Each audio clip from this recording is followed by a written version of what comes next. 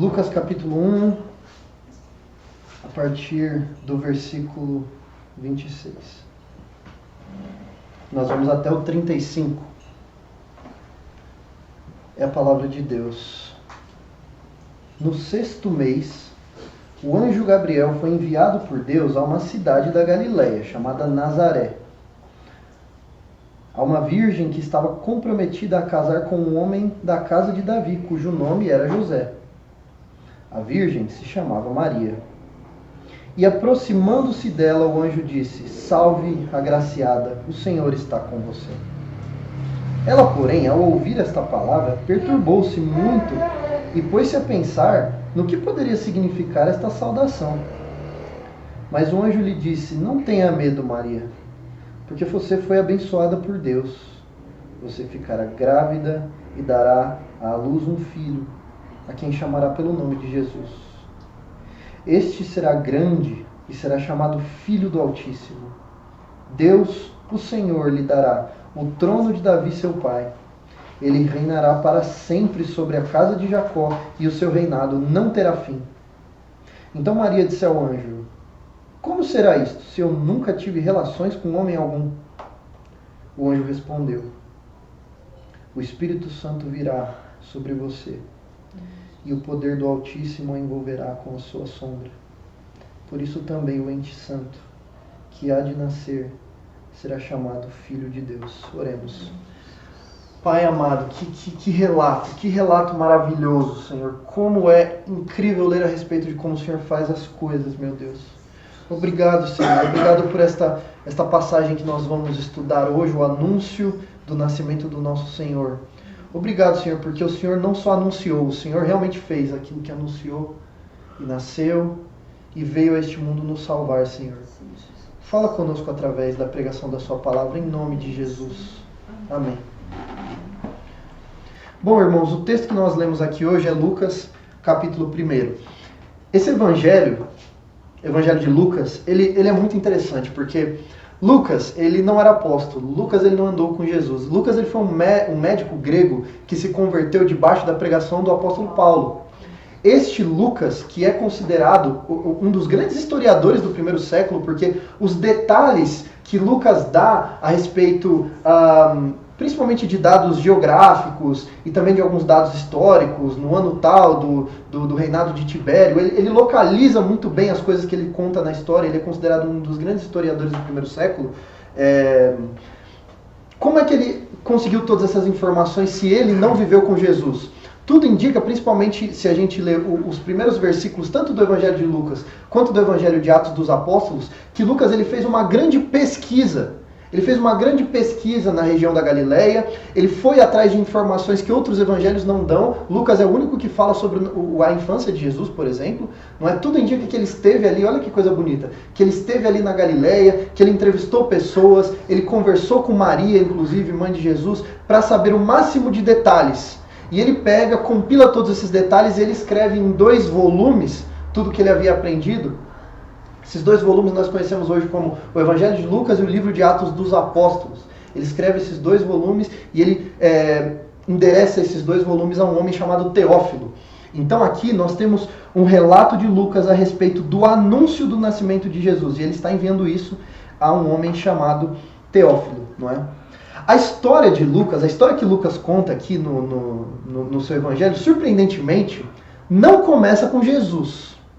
Lucas, ele começa o seu evangelho falando sobre a família do primo de Jesus, que era João Batista, que também teve muita importância ali para o ministério do nosso Senhor. Ele começa falando sobre João Batista quando o nascimento de João Batista havia sido anunciado.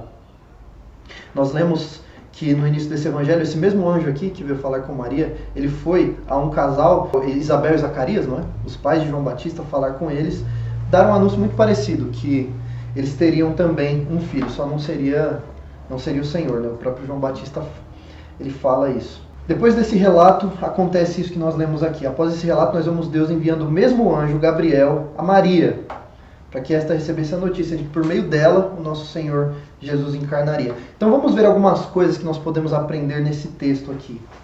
Vejam o versículo 26. No 6º mês, o anjo Gabriel foi enviado por Deus a uma cidade da Galiléia chamada Nazaré. Esse é o versículo 26. O 6º mês ao qual esse texto se refere aqui é o 6º mês da gestação de Isabel.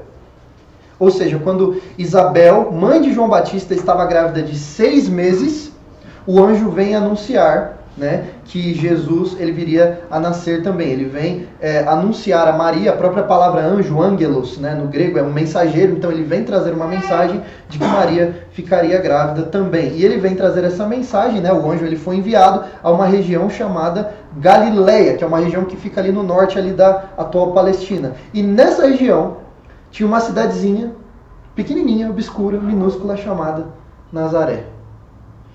Jesus não nasceu ali. Todos nós sabemos que Jesus ele nasceu em Belém da Judéia, correto? Por que ele nasceu em Belém da Judéia? Por causa do censo que teve em Israel naquela época, não é? A gente sabe que nesta mesma época todos os habitantes tiveram que ir, todos os habitantes ali que eram da tribo de Judá, né, de onde era José, eles tiveram que ir até a Judéia para poder fazer um censo ali que o imperador Tibério tinha convocado. Por isso Jesus nasceu naquela região. Mas ele cresceu nessa cidadezinha chamada Nazaré, por isso ele era conhecido como Jesus de Nazaré, porque ele cresceu lá. Essa cidadezinha, Nazaré, ela está numa colina pequenininha que é rodeada por uma série de outros montes. No tempo de Jesus, essa cidadezinha era um povoado que não tinha mais de 30 mil metros quadrados. 200 por 150, se você quiser fazer a conta. Se você não tem a noção dessa proporção, o estádio do Maracanã tem uma área 6 vezes maior do que isso. O estádio do Maracanã é 6 vezes maior do que era Nazaré na época de Jesus. As casas eram compostas geralmente por uma única salinha. Tipo assim, Nazaré era desprezível. Se Nazaré fosse um partido político, Nazaré seria o PCO. Ninguém lembra que existe, ninguém sabe que existe, e quando lembra, pergunta-se por que existe. Não é? Era Nazaré. Não era nem uma cidade que as pessoas gostavam, nem não gostavam. Desprezível. E aqui nós vemos uma característica impressionante a respeito da vinda do nosso Senhor. Uma cidadezinha desprezada. Onde você esperaria que o Rei dos Reis fosse criado, não é? Naquela época, talvez no seio do Império Romano. Se fosse hoje em dia, talvez numa grande capital como Nova York. Mas não foi onde Jesus nasceu. Ele nasceu numa cidade que tinha menos habitantes do que a Serra da Saudade, que é a menor cidade do Brasil. Tem hoje 776 habitantes. Nazaré tinha no máximo 600. Não foi numa grande cidade que Jesus cresceu. O grande Jesus de Nazaré cresceu numa cidade que deu nome a uma expressão de desprezo na época, Nazareno. Era a expressão que você usava quando você queria chamar alguém de irrelevante. Exatamente, era um apelido pejorativo. Chamar alguém de Nazareno na época era como chamar alguém de verme, de miserável. Como diz o Salmo 22, quando fala sobre a figura do Messias, o salmista o descreve como um verme e não um ser humano, afrontado pelos homens e desprezado pelo povo. O profeta Isaías, falando também do Messias, ele diz, todos nós conhecemos muito bem esse texto, ele era desprezado e o mais rejeitado entre os homens, homem de dores e que sabe o que é padecer. E como um de quem os homens escondem o rosto, era desprezado e dele não fizemos caso. Isaías 53, verso 3. A designação Nazareno tinha exatamente essa carga nos dias de Jesus. Desprezado, rejeitado. E é por isso que Mateus, em seu evangelho, diz que Jesus foi morar numa cidade chamada Nazaré para se cumprir o que havia sido dito por meio dos profetas. Ele será chamado Nazareno. Ele será chamado desprezado, ele será chamado rejeitado. Fazendo alusão ao que diziam os profetas. Nazaré estava tão abaixo de qualquer tipo de consideração que quando o discípulo de Jesus, Filipe, encontrou com seu irmão Natanael, ele disse: achamos aquele de quem Moisés escreveu na lei, a quem se referiam os profetas. É Jesus, o Nazareno, filho de José. Natanael perguntou o seguinte: ué, mas de Nazaré pode sair alguma coisa boa? Isso é João capítulo 1, versículos 45 e 46. Nesta cidadezinha, 6 vezes menor do que o estádio do Maracanã e com menos habitantes do que a Serra da Saudade em Minas Gerais, de onde ninguém esperava que algo bom pudesse sair, morava essa moça. Morava essa moça bem-aventurada, que achou graça aos olhos de Deus, a quem um anjo foi enviado para dar a notícia. Esta é a cidade, esse é o contexto. Vamos ver o versículo 27. O anjo foi enviado a uma virgem, versículo 27, que estava comprometida a casar com um homem da casa de Davi, cujo nome era José. A virgem se chamava Maria. Então o versículo 27 nos diz 3 coisas sobre essa jovem. Primeiro, ela se chamava Maria. Segundo, ela era virgem. Terceiro, ela estava comprometida a casar com um homem da casa de Davi chamado José. Talvez a sua versão diga que ela estava desposada ou noiva, alguma coisa assim, não é?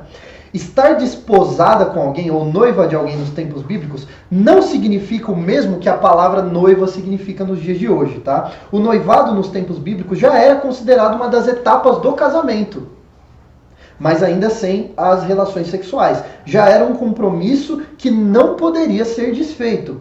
Desfazer um noivado nos tempos bíblicos já era considerado divórcio. Então nós não podemos olhar para a história de Maria e José como se fosse um casal de namorados, né? Eles já eram civilmente comprometidos. O versículo também diz que José, o homem com quem de quem Maria estava noiva, era da casa de Davi, o que significa que ele era descendente do antigo rei de Israel. Isso é confirmado pela genealogia de Jesus lá em Mateus capítulo 1, que liga Abraão, a Davi, a José, correto? E, bom, isso dá a Jesus, o fato de Jesus ser civilmente filho de José, isso dá a Jesus o status de descendente de Davi. De forma civil, é claro, nós estamos falando de um registro civil, porque mesmo que biologicamente José não fosse pai de Jesus, civilmente, ele no documento, na genealogia, ele era registrado como filho de José. Ele era conhecido como filho do carpinteiro. Isso é extremamente importante. Por quê? Porque coloca Jesus na linha da dinastia de Davi. Correto?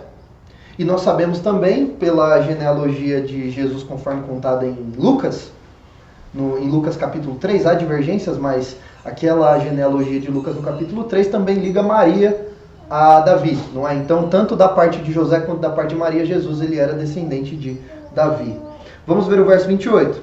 E aproximando-se dela, o anjo disse: Salve, agraciada, o Senhor está com você. Longe de ser algo que dá a Maria o status da nossa mãe, ou de uma mulher que precisa ser venerada, como pregam os romanos, Maria foi chamada de agraciada, de bem-aventurada, cheia de graça. E não poderia ser diferente, não é? Ela foi escolhida para gerar o nosso Senhor em seu ventre. O versículo 30 lá embaixo repete o comentário: você foi abençoada por Deus, ou você achou graça diante de Deus. Maria foi a mais abençoada, a mais bendita entre as mulheres, porque o próprio Deus habitou no seu ventre. Em seu ventre, Deus decidiu gerar o Salvador das nações.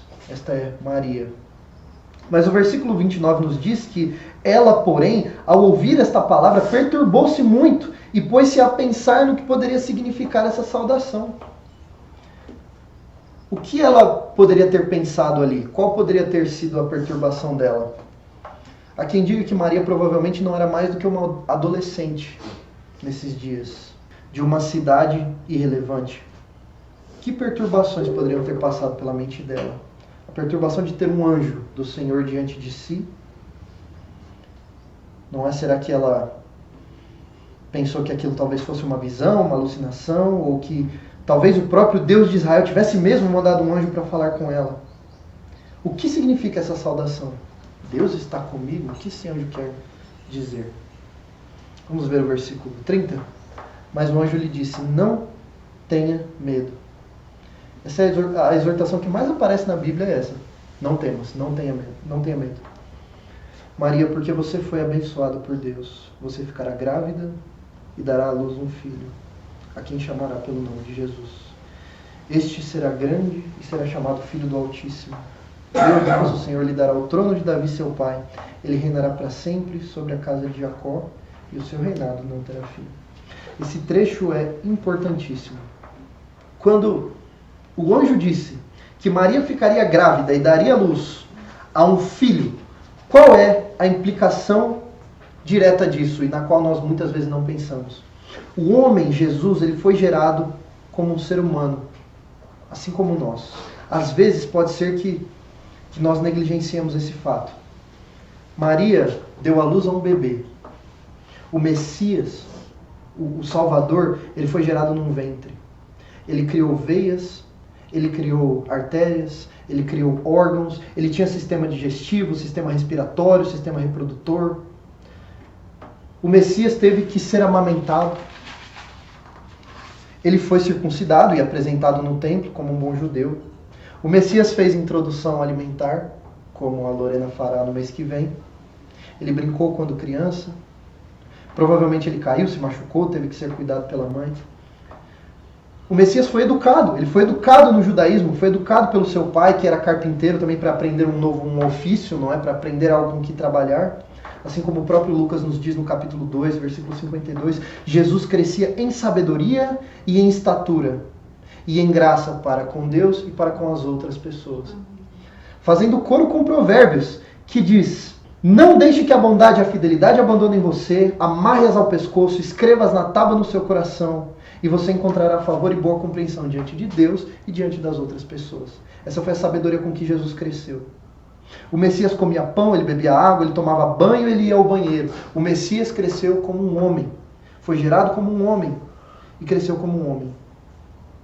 Gerado como um homem e cresceu como um homem. Cresceu, mesmo mostrando a todos que era alguém especial, não daria para notar a diferença entre ele e outras pessoas piedosas. Tanto que Marcos capítulo 6 nos diz que em determinado sábado ele começou a ensinar na sinagoga e muitos ouvindo se maravilhavam, dizendo: de onde vem tudo isso? Que sabedoria é essa que lhe foi dada? E como se fazem tais maravilhas por suas mãos? Esse não é o carpinteiro, filho da Maria e do seu Zé? Que isso? Ele não é irmão de Tiago, José, Judas e Simão, e as suas irmãs não vivem aqui entre nós? E as pessoas se escandalizavam por causa dele. Porque ele cresceu como um homem normal, um homem comum. O Messias tem corpo e espírito humano. Essa é uma implicação direta do fato dele ter sido gerado no ventre de uma mulher. Mas não é só isso. Vejam que no versículo 31, o nome que o anjo disse que Maria teria que dar ao menino era Jesus. Ou Yeshua. Não é o nome em sua língua original. Esse nome, Yeshua, Jesus, significa Yahvé é a salvação, ou Yahvé salva. Yahvé é o nome pactual de Deus com o povo, era o nome pelo qual o povo conhecia ele. Então o nome de Jesus significa Yahvé é a salvação. O nome escolhido mostra que havia mais nesse menino do que se esperava. De Nazaré, daquela cidadezinha que caberia na arquibancada do Maracanã, da cidadezinha de onde nada de bom poderia vir, nasceria um menino cujo nome é salvação. Mateus 1,21 diz o seguinte: ela dará à luz a um filho, o anjo falando com José, ela dará à luz a um filho e você porá nele o nome de Jesus, Yahvé é a salvação. Por quê? Porque ele salvará o seu povo dos pecados dele. Repare que o texto não diz que ele tentará salvar, nem que ele abrirá a oportunidade e aí quem quiser venha e se salve. Ele diz, ele fará, ele salvará, ele consumará a obra. Por isso o nome dele é salvação. E o versículo 32 diz que ele seria grande, ele será grande. E aqui eu acredito que Lucas está fazendo um contraste com o que ele disse sobre João Batista, nesse mesmo capítulo, no versículo 15. Olha só, capítulo 1, versículo 15 diz, se você voltar um pouquinho, que o anjo falou de João Batista assim, ele será grande diante do Senhor, não é? Então, por que dizer diante do Senhor para João Batista e não para Jesus, mas dizer que os dois seriam grandes? Alguns acreditam, e eu também, que talvez seja porque Jesus é o próprio Senhor diante do qual João Batista viria a ser grande, né? Então, João Batista será grande diante do Senhor, Jesus será grande, ele é o Senhor, diante do qual João Batista seria grande. E não só isso, o versículo 32 diz que aquele menino, Jesus, o Nazareno, seria chamado de Filho do Altíssimo. Aqui ele já mostra uma relação especial dele com Deus, não é? Filho do Deus Altíssimo. Todos nós sabemos muito bem que na Santa Trindade, ser o Filho não significa de nenhuma forma ser menor do que Deus. Na relação trinitária nós temos um só Deus, somente um Deus, um só Deus, uma substância, uma divindade, mas que subsiste em três pessoas distintas. O Pai, o Filho e o Espírito Santo. Não são três deuses, é um Deus. Não é um Deus de 3 cabeças, é um Deus, mas que subsiste em 3 pessoas. O Filho não é o Pai, mas eles são um, sendo que um não é o outro. O Espírito Santo não é o Filho, mas eles são um. E o Pai não é o Espírito Santo, mas eles são um. Não foi o Deus Pai que morreu na cruz, foi o Deus Filho. Não é o Deus Filho que habita em nós, é o Deus Espírito Santo. Então veja que cada pessoa da Santa Trindade tem ali a sua, digamos assim, a sua missão, o seu papel na obra da redenção, mas as 3 são distintas entre si, mas são um Deus. E esse é o grande mistério do ser trinitário de Deus, que se fosse pequeno o suficiente para ser entendido, não seria grande o suficiente para ser adorado em sua glória. Este ser tão grande que nós não conseguimos entender, decidiu assumir uma forma compreensível, visível, audível. A pessoa do Filho, lá na Trindade, ela cria carne, cria ossos e se manifesta como Jesus, o Cristo, o Messias, chamado de Filho do Deus Altíssimo. Então perceba que tudo que nós falamos aqui sobre ele ser homem, não para aí. Ele não é só plenamente homem. Ele é plenamente a segunda pessoa da Trindade, o Filho, plenamente Deus. O Verbo eterno, a palavra eterna que estava desde o princípio com Deus e era Deus. O Verbo eterno por quem e por meio de quem tudo o que foi feito se fez. Sem ele, nada do que foi feito se fez. O Deus eterno que criou desde o micro-universo até o macro-universo, o Filho do Deus Altíssimo, se fez carne e habitou entre nós. Filho legítimo de Deus. Legítimo. Muitas pessoas acham que o título de Filho de Deus, de alguma forma, coloca Jesus no mesmo patamar que os seres humanos, né? Mas olha, todos nós somos filhos de Deus. Mas no caso de Jesus é diferente. Veja, esse status de filiação divina é algo que somente Jesus Cristo tem. Só Jesus Cristo tem com o Pai. E Paulo nos explica muito bem em Gálatas 4 que esse status só se estende a nós quando nós estamos em Cristo. Pela fé nós somos adotados por Deus e nós recebemos o Espírito que clama, Abba, Pai, nós somos chamados filhos de Deus por adoção. Jesus é o Filho legítimo. E nós somos adotados pela graça que é estendida a nós por meio dele.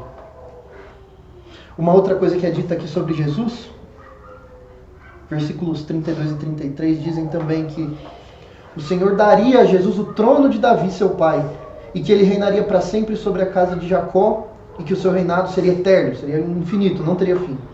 Este filho legítimo de Deus seria então coroado por Deus e receberia o trono de Davi. Isso faz alusão a uma promessa que foi feita ao rei Davi, lá em 2 Samuel capítulo 7. Vamos dar um pulinho lá? Em 2 Samuel capítulo 7, rapidinho. Isso é uma conversa que Davi teve com Deus, quando ele quis edificar um templo ao Senhor. 2 Samuel capítulo 7. Nós vamos ler a partir do versículo 8, 2 Samuel 7. Veja que coisa incrível.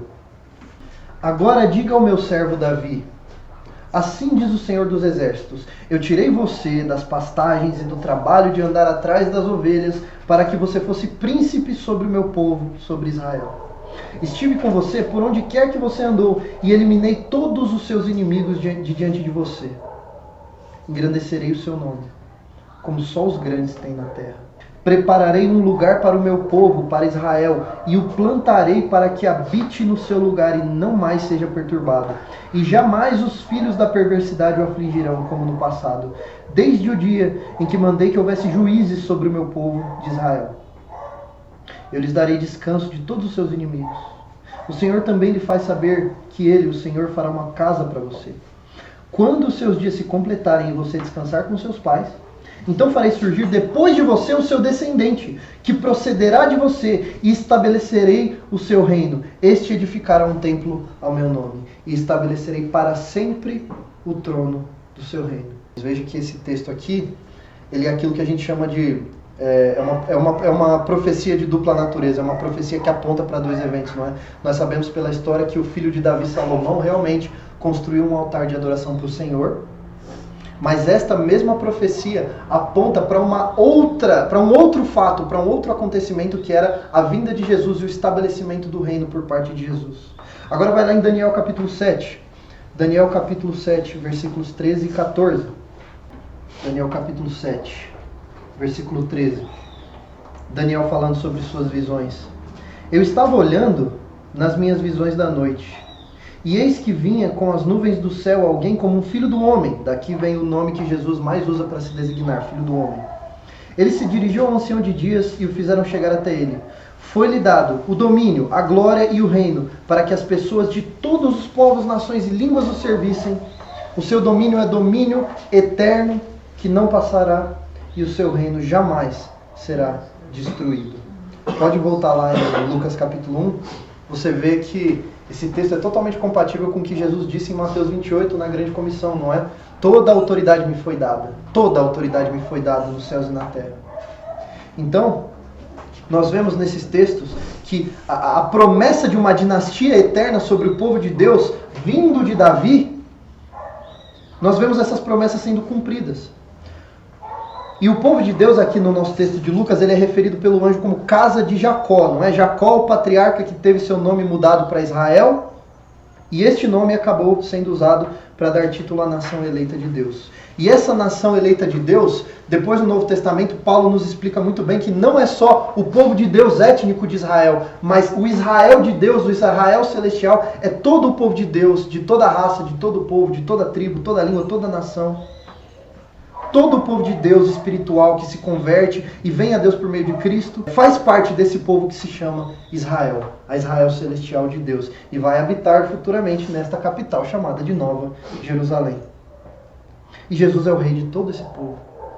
Jesus recebeu o trono de Davi sobre todo o povo de Deus. Então, gente, percebam que o nascimento de Jesus não é um evento aleatório que aconteceu no primeiro século. Não é somente o advento de um grande líder religioso. É algo que vinha sendo prometido por Deus há séculos, conforme o texto nos mostra. E se nós formos além das informações desse texto de Lucas, nós vemos que o nascimento de Jesus é prometido desde o Gênesis. Desde a queda, Deus prometeu um Salvador. Esse evento que aconteceu no que Paulo chama de plenitude dos tempos, é o centro da história, é o nascimento do nosso Senhor. Então o que nós vimos até aqui? O anjo vai até Nazaré, anuncia tudo a Maria, não é? Que ela teria um filho, filho de Deus, rei de Israel. E ela naturalmente tem dúvidas. Vejam o verso 34 de Lucas 1. Maria disse ao anjo: Como será isso se eu nunca tive relações com homem algum? É um questionamento justo, certo? Percebam que a pergunta de Maria não foi questionada pelo anjo. Se vocês lembrarem bem, no versículo 18, um pouquinho antes disso aqui, Gabriel ele fez um anúncio a Zacarias, pai de João Batista, e Zacarias questionou o anjo. Ele questionou o anjo também. Só que Zacarias ele foi castigado por isso.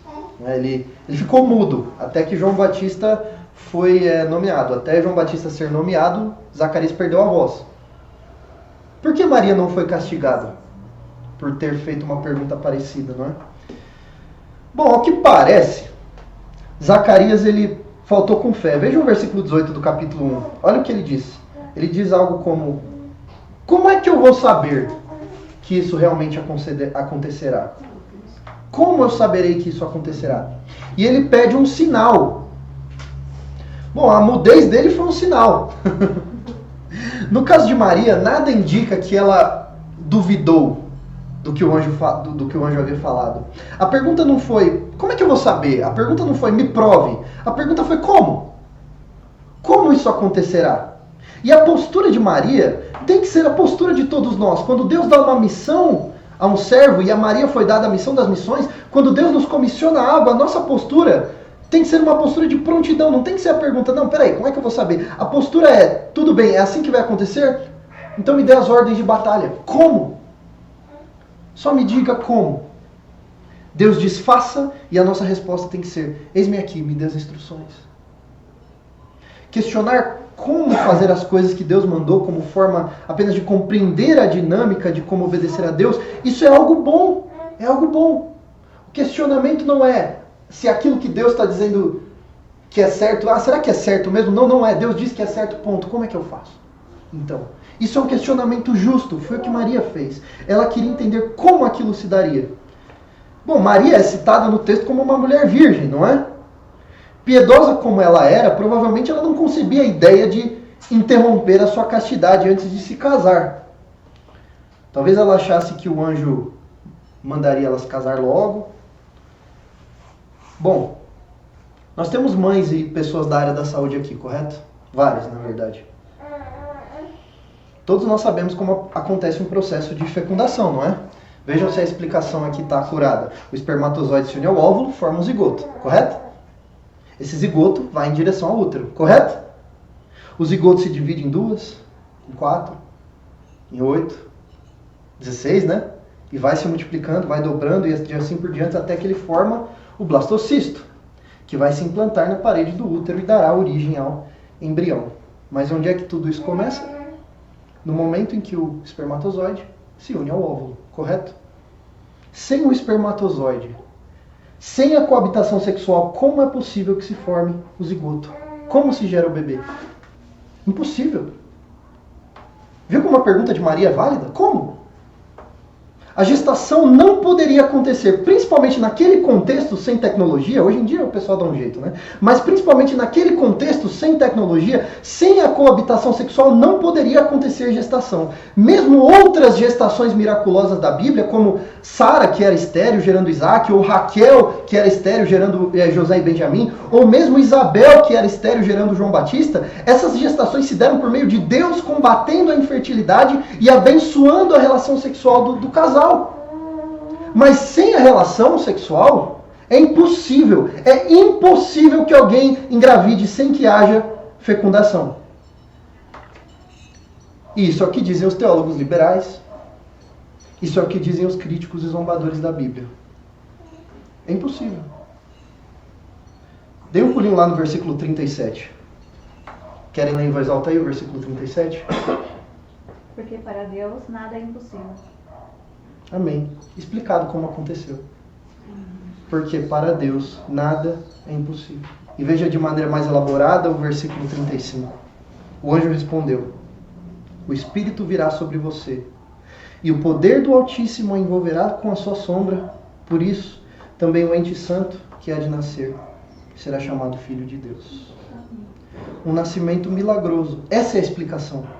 O mesmo Espírito que pairava por sobre as águas quando a terra era sem forma e vazia, o mesmo Espírito de Deus que veio sobre o tabernáculo e habitou ali, o mesmo Espírito que gera novo nascimento em nós quando nós nos convertemos. Este mesmo Espírito veio sobre Maria e o poder do Altíssimo a envolveu com a sua sombra. E por isso, por não ser filho biológico de nenhum homem, por não ter sido gerado através da semente de nenhum homem, o ente santo gerado em Maria, santo por não ter recebido a herança pecaminosa e a culpa pelo pecado de Adão, por isso esse ente santo foi chamado Filho de Deus, filho legítimo de Deus. Por que é filho de Deus? Porque ele é filho de Deus. O texto diz o seguinte: o Espírito virá sobre você e o poder do Altíssimo a envolverá com a sua sombra. Por isso, também o ente santo que há de nascer será chamado Filho de Deus. Invertendo a sintaxe do texto, também o ente santo que há de nascer será chamado Filho de Deus, porque o Espírito Santo virá sobre você e o poder do Altíssimo a envolverá com a sua sombra. Por isso ele é Filho de Deus, porque ele foi gerado pelo Espírito Santo de Deus. Então não é que Jesus não existisse antes disso, tá? Jesus é o Verbo eterno que estava com Deus e era Deus desde a eternidade passada, desde antes da criação do próprio tempo. Que é uma coisa até filosoficamente difícil de dizer, né? Antes do tempo, né? Antes do tempo não dá, porque antes do tempo não tem antes, né? Para você falar antes, é axiológico que haja tempo. Mas para o nosso entendimento miserável, os nossos cérebros limitados, antes que houvesse tempo, Jesus já estava lá. Mas aqui o que está sendo anunciado é a encarnação. O Verbo se fez carne. E se cumpre então a profecia de Isaías capítulo 7, feita 700 anos antes desse fato. Eis que a Virgem conceberá e dará à luz a um filho e lhe chamará Emanuel, que significa Deus conosco. Isaías 7,14. Jesus nasceu da Virgem. Ele foi descendente de Davi e herdeiro legítimo do trono de Davi pela linhagem. Ele cresceu, ele foi batizado e ungido aos 30 anos, pregou o arrependimento de pecados, pregou sobre a vinda do reino, ele curou doenças, ele expulsou demônios para prefigurar a sua vitória sobre o diabo e sobre os principados e potestades das regiões celestes. Lembra que o texto de Gênesis 3 nos diz que ele pisaria na cabeça da serpente? Lembram disso? Quando Jesus começava a expulsar demônios e curar doenças, aquilo já mostrava Jesus prefigurava Jesus tendo essa vitória absoluta sobre a serpente, pisando na cabeça da serpente. Ele morreu como um pecador, mesmo não sendo, pagando o salário do pecado. Qual é o salário do pecado? Ele pagou o salário do pecado, que é a morte. Mas ele foi tão santo em vida terrena, tão santo, que havia mais crédito de santidade na conta dele do que culpa pelo pecado que foi imputado nele. Então ele não ficou morto. A dívida foi paga. O sacrifício foi aceito por Deus. E a dívida foi quitada. Ele ressuscitou. A morte não pôde contê-lo. Porque a morte é o salário pelo pecado. E a santidade de Jesus era superior a esse pecado que ele pagou na cruz. Ele não ficou morto. Então, à luz desse texto, a primeira pergunta que eu gostaria de fazer aqui para que nós tivéssemos as coisas muito claras aqui é o seguinte: quem não é Jesus? Quem não é Jesus? Primeiramente, Jesus ele não é uma lenda. A história de Jesus Cristo de Nazaré é muito bem localizada no tempo e no espaço. A história de Jesus é um fato histórico tão relevante que foi o melhor referencial histórico quando decidiram criar o calendário gregoriano que nós usamos até hoje. E o tempo foi dividido entre antes de Cristo e depois de Cristo. Jesus Cristo também não é só um homem, como algumas pessoas que atestam a sua veracidade histórica, mas duvidam da sua divindade dizem. Ele não é simplesmente um homem. Mas Jesus Cristo também não é somente Deus, como os gnósticos que acham que a matéria é má pregam que Jesus Cristo jamais poderia ter interagido com matéria porque a matéria é má. Então ele não é somente homem, mas ele também não é somente Deus. Jesus Cristo também não é um reacionário político e um ativista, como as esquerdas extremas pregam. Mas ele também não é um bottom de paletó de partidos mais conservadores, como as direitas extremas pregam. Jesus ele é totalmente Deus. Totalmente Deus. Isso cumpre as promessas que o próprio Deus fez a Eva, a Abraão, a Davi. Jesus sendo Deus, ele tendo parte, na mesma entidade, na mesma substância divina, ele é perfeito para estabelecer uma ponte entre o Criador e o ser humano. Mas também Jesus é totalmente homem, gerado em mulher, nascido de mulher, viveu como homem, foi tentado na carne, mas nunca pecou. E tudo isso torna Jesus o nosso representante federal. Ele torna Jesus o segundo Adão, a nova criação humana, o primogênito dos mortos. Enquanto o primeiro Adão, representando a humanidade inteira, pecou e passou a culpa e a inclinação pecaminosa a todos os que procedem dele, Jesus Cristo, o segundo Adão, traz a salvação àqueles que nele creem, fazendo-nos nascer de novo da água e do Espírito.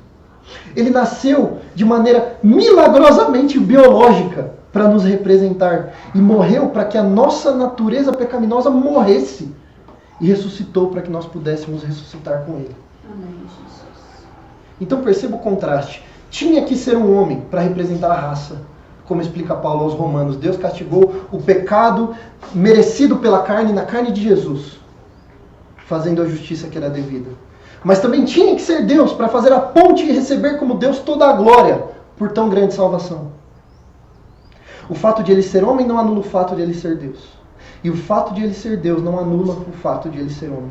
As duas naturezas são reais, plenas, mas não se anulam. É a ponte perfeita de ligação entre o material e o divino. Este é o grande mistério da dupla natureza do Verbo. O homem redime a humanidade e o Deus eterno recebe toda a glória por salvar pessoas de toda a raça, toda a tribo, toda a língua e toda a nação. Este é o nosso Senhor. O nosso Senhor a quem toda a autoridade foi dada nos céus e na terra. E portanto nos ordena a ir e fazer discípulos de todas as nações, batizando-os em nome do Pai, do Filho e do Espírito Santo, ensinando todos a guardarem todas as coisas que Ele ordenou, e nos prometendo que estaria conosco até o fim dos tempos. Esse é o nosso Senhor que, mesmo sendo Deus, não considerou que o ser igual a Deus era algo a que ele devia se apegar, mas esvaziou-se a si mesmo, vindo a ser servo, tornando-se semelhante aos homens. E sendo encontrado em forma humana, humilhou-se a si mesmo e foi obediente até a morte, e morte de cruz. Por isso, Deus o exaltou. A mais alta posição, Ele deu o nome que está acima de todo nome, para que ao nome de Jesus se dobre todo o joelho, nos céus, na terra, debaixo da terra, e toda língua confesse que Jesus Cristo é o Senhor, para a glória de Deus Pai.